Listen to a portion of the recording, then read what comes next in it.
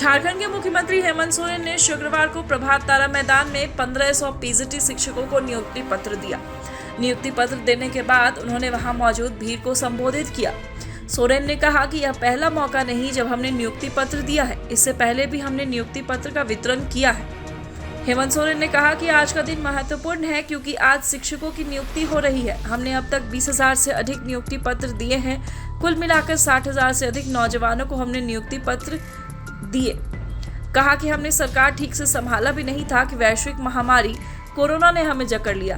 पूरी दुनिया रुक सी गई थी। विपरीत परिस्थितियों में भी हमने हार नहीं मानी, रात दिन सजग रहे। झारखंड के सीएम ने यह भी कहा कि कोरोना समाप्ति की ओर था तो हमारे विरोधियों ने अपनी हरकतें शुरू कर दी।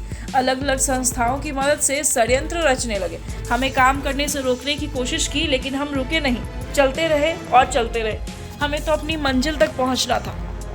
हेमंत सोरेन ने कहा कि हमारे विरोधी सुनियोजित तरीके से घात लगाकर षड्यंत्र रचते हैं। हम झारखंड के लोग इनके षड्यंत्र को कभी कभी समझ नहीं पाते। इसका नतीजा हुआ कि मुझे 5 महीने जेल में रहना पड़ा। सोरेन ने यह भी कहा कि हमें उनकी ऐसी बातों से ना कभी डर था, न है और न लगेगा। इनसे कैसे लोहा लेना है हमें पता है। यह शह-मात का खेल चलेगा, आप आश्वस्त रहें। आपके लिए और इस राज्य की नौजवान पीढ़ी का रोजगार छीनने की हमारी सोच नहीं।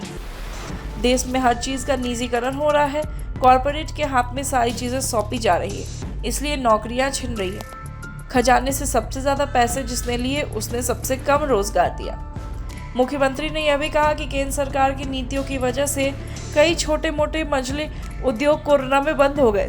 सरकार की नीतियों की वजह से वो फिर से नहीं खुल सके। उसमें काम करने वाले लोग एक बार बेरोजगार हुए तो आज तक दर दर भटक रहे। हम जहाँ खड़े हैं वह प्रभात तारा मैदान HEC का मैदान है। HEC को उद्योगों की जननी कहा जाता है। इस उद्योग की बदौलत देश ही नहीं विदेशों में भी उद्योग स्थापित हुए। आज इसके हालात क्या है, इस पर गौर करने की जरूरत है। सीएम ने यह भी कहा कि उद्योग एयरफोर्स बिक गया, रेल बिक गया, बंदरगाह बिक गए, कई उद्योगों को बेचने की तैयारी है। अर्थव्यवस्था की हालत ऐसी है कि हमारा रुपया डॉलर के मुकाबले पैर के बल नहीं सिर के बल खड़ा है। चाणक्य ने कहा कि जिस देश का राजा व्यापारी होगा उस देश की प्रजा हमेशा भिखारी होगी। आज देश की स्थिति कमोबेश यही है।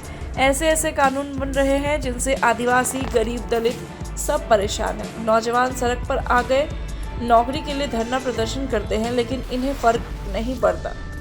मुख्यमंत्री ने यह भी कहा कि सबसे ज़्यादा मार राज्य सरकारों को पड़ती है। हमने कोशिश की कि अधिक से अधिक नौजवानों को राहत दे सके। रोजगार, नौकरी या स्वराज के जरिए उनको मदद करने की कोशिश भी की। इन लोगों ने ही सबसे अधिक समय तक राज किया। हम अपने 5 साल का हिसाब देने को अभी भी तैयार हैं। इसी प्रभात तारा मैदान में आकर अगर वो चाहे तो हमसे डिबेट भी कर ले।